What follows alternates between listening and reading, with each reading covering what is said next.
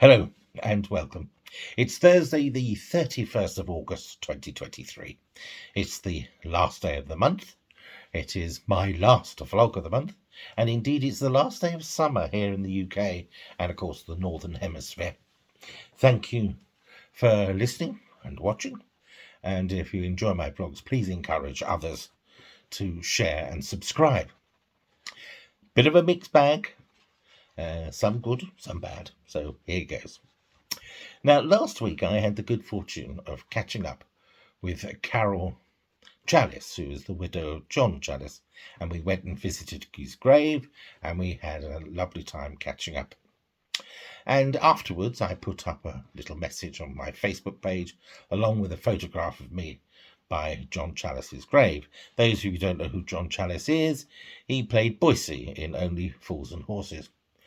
And a number of you have come back and you have felt that me doing so and mentioning it and connecting it with me doing my one-man show, An Evening With, on the 1st of September, which in fact is tomorrow night, that you felt it was rather bad taste and I should be ashamed of myself.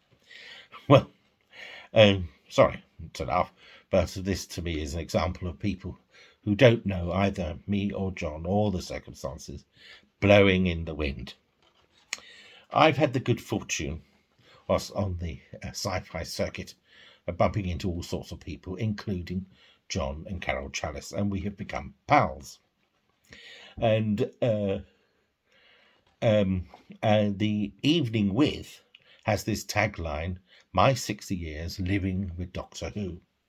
And of course, John Challis appeared in Doctor Who. He played Scorby in the Tom Baker storyline, The Seeds of Doom. So, in my opinion, Challis has every right to be mentioned in this context. And also, John supports Rocking Horse Media, who are the sponsors of my show, along with Wrexham's premier radio station. And he also supports the charity that we all support at Derwent College, who do wonderful work for young people with severe learning difficulties. So to those who've criticised me, can I just suggest you come along to the show tomorrow and see how John Challis is in context, because there's going to be a tribute. A number of you asked me about my opinion regarding the wildfires in Europe, Canada and Hawaii. It is indeed a very sad situation, and seeing people desolate, having lost their homes and all their belongings, it does pull on the heartstrings. But credit has to go to the emergency services, because I think we can all agree fewer people have died in these situations than you might have imagined. Having lost their homes and belongings is devastating. But it's wonderful to see how the communities and people have sort of stepped up and they gather together and help each other. And for those who criticise the politicians for not doing enough, I think it's a little unfair in this situation. Yes, people live on this planet, have some contributory factor to the way things are, but it is also Mother Nature. I think at the initial outbreak of the fires and in some places floods, it was overwhelming not only for the politicians but for everyone. And it just took a little longer than people would have hoped to get the emergency services gathered and off the ground. What can politicians do? Well, my suggestion is that they should spend a little more time with forward planning and make sure that there are immediate financial support for those who need it.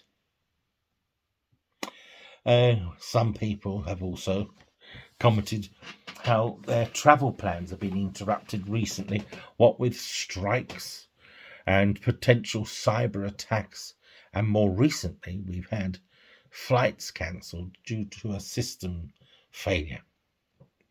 Well, as a seasoned traveller, all I can say is this sort of thing happens all the time. I know when I've travelled to America, more often than not, I ended up at a destination I didn't set out for, purely and mainly because of weather patterns changing suddenly and for other reasons. And the way to deal with this sort of thing, I've learned, is just to take it on the chin. Treat it as part of an adventure. And that way I can psychologically deal with it. And also my blood pressure can be much lower than it might have been. On a more positive note, I want to say thank you to people who've come back to me and said that they've looked at my early catalogue of vlogs and have commented that I seem to be able to predict what's going to happen. Thank you very much. I must admit, at times I have enjoyed doing the I told you so dance, but I am no Mystic Meg.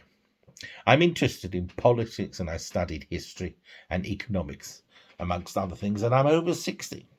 So experience has told me what is likely to happen. We are living in extraordinary times, with not only the planet going through a change, but economically the world is in turmoil, and politically we have politicians who are not capable to deal with the situation. When we look at our leaders, they all show signs of arrested adolescence and possibly being psychopaths. No wonder we're all being sent down the Swanee. I must also concede that not all my predictions, as people put it, have come to pass. I am no Nostradamus. I'm pleased many of you are enjoying my vlogs, and in the main I hope to encourage some of you to actually listen to what you're being told and to study what you're reading and try not to be hooked in. I could give you an example. Many years ago, when the internet started up, we were all encouraged to get websites, and we had certain marketeers contact us and say, we can guarantee for an annual fee that your website can be in the top 10 listings when people are searching what you have to offer. Which sounds very exciting, and you're ready to pay your money until it dawns on you that if who you're talking to has 1,000 customers, how are they going to get all of them into the top 10? Oh dear. It's a perfect example that the answer is blowing in the wind. Well, thank you very much for listening. Until the next time, toodle pip.